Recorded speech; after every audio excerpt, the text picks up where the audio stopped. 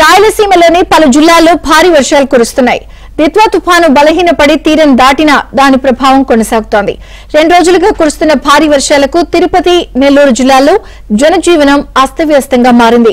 ఇవాళ కూడా నెల్లూరు, తిరుపతి జిల్లాల్లో అక్కడక్కడ అతి భారీ వర్షాలు, చిత్తూరు, అన్నమయ్య, ప్రకాశం జిల్లాలో భారీ వర్షాలు కురుస్తాయని వాతావరణ శాఖ తెలిపింది.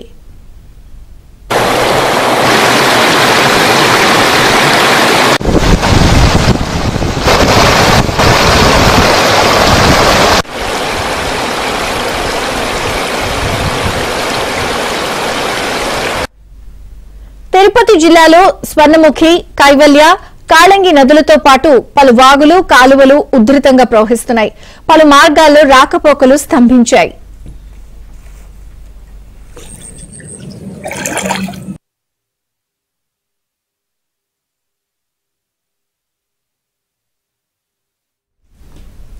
భారీ వర్షాలకు నెల్లూరులో లోతట్టు ప్రాంతాలు జలమయమయ్యాయి. రోడ్లు, కాలువలను తలపిస్తున్నాయి. పలు కాలనీల్లో వరద నీరు చేరి స్థానికులు తీవ్ర ఇబ్బందులు పడుతున్నారు.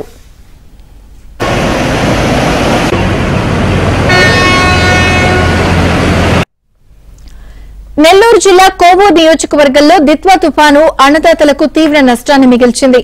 వరి నార్లలో వర్షపు నీరు చేరి పంట పూర్తిగా నాశనమైంది. అన్ని మండలాల్లో అంతర్గత పంటలు దెబ్బతిన్నాయి.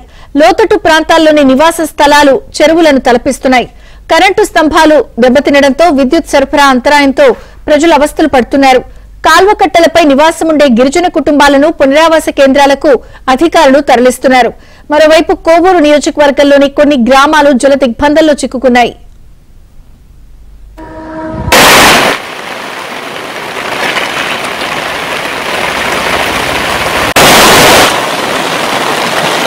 Oh.